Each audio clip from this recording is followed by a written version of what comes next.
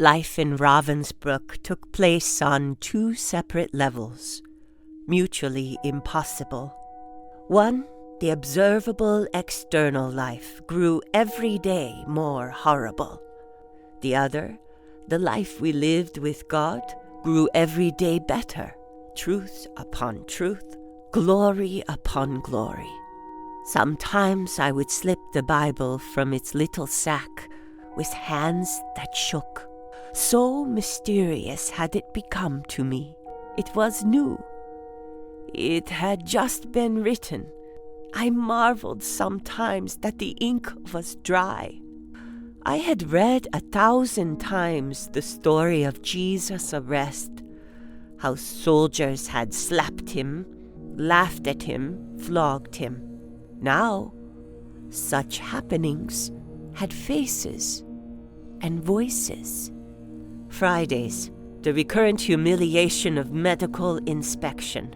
The hospital corridor in which we waited was unheated, and a fall chill had settled into the walls.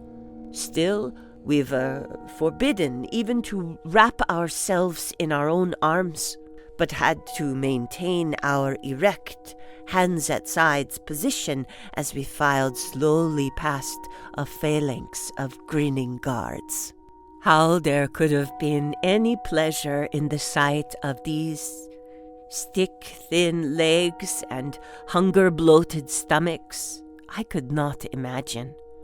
Surely there is no more wretched sight than the human body unloved and uncared for. Nor could I see the necessity for the complete undressing. When we finally reached the examining room, a doctor looked down each throat. Another, a dentist presumably, at our teeth. A third, in between each finger. And that was all.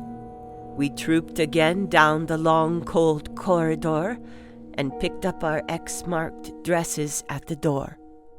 But it was one of these mornings, while we were waiting, shivering in the corridor, that yet another page in the Bible leapt into life for me.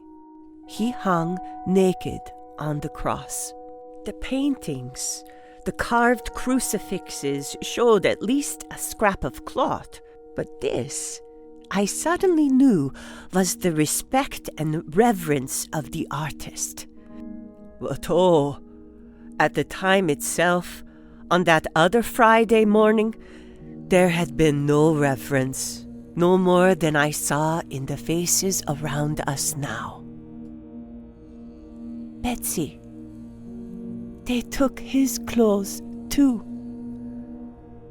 Ahead of me, I heard a little gasp. Oh, Corrie. And I never thanked him.